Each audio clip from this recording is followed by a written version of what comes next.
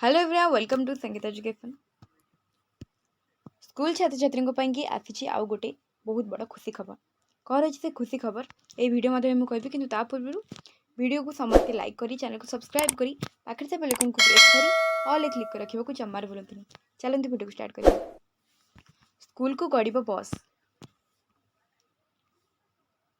राज्यर सरकारी स्कूल रे पढ़ुवा छात्र छात्री को मागणा बस सेवा जोगाइबी राज्य सरकार। मुख्यमंत्री बस सेवा माध्यम स्कूल प्रथम द्वादश श्रेणी पर्यंत पिला मागणार बस यात्रा सुविधा मिल। गत अगस्ट 21 तारिख में विद्यालय और गणशिक्षा विभाग पक्षर दि जाइथिबा प्रस्ताव को सरकार मोहर मारी जेपरी राज्यर अधिकांश स्कूल को यही सेवा पहुँची पार अर्थात बस गड़ब तार रूट मैप करुच्ची गणशिक्षा विभाग। ओडिशा राज्य सड़क परिवहन प्राधिकरण सह होईची आलोचना। रूट समय परिदर्शन अधिकारी मानी राज्यर समस्त स्कूल परिदर्शन करेंगे। सरकारी बस रे मागणारी यात्रा करें स्कूल छात्र छात्री निजर परिचय पत्र देखाई मागणार यात्रा करें। मुख्यमंत्री बस सेवा माध्यम स्कूल प्रथम द्वादश श्रेणी पर्यंत पिला मागणार बस यात्रा सुविधा मिल। छात्र छात्री माने जदि यूनिफॉर्म रे थिबे और निजर परिचय पत्र देखाइबे तेबे तांकू टिकेट छाड़ करा जिवो। समस्त स्कूल रास्तार तथ्य प्रदान करने को जिला शिक्षा अधिकारी को चिठी लिखी गणशिक्षा विभाग। विभाग पक्षर कहुई ओएसआरटीसी को विभाग पक्षर बस रूट परिदर्शन पर अनुरोध कर स्कूल समय को आधार करी सही समय जेपरी बस चलाचल कर बस समय धार्य कर।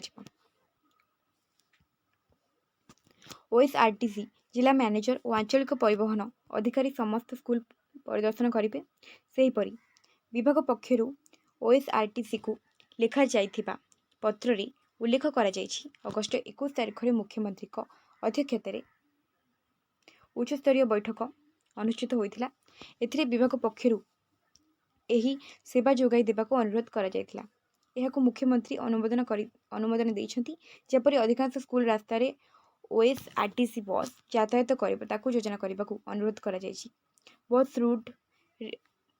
रूट री मैपिंग करने को कहुई जेपरि जदि कौनसी कारण बस चलाचल राजस्व क्षति हुए तेबे तार भरणा सरकार करेंगे। एथिपाई वाणिज्य और परिवहन विभाग पक्षर बजेट व्यवस्था करिबो। एहाकू गुरुत्वर निया जाइछि शीघ्र कार्यकारी करा जिवो। तो वर्तमान जहाँ भी किसी अपडेट था ए जना पड़े स्कूल छात्र छात्री माने मागणारी बस रे यातायात करें।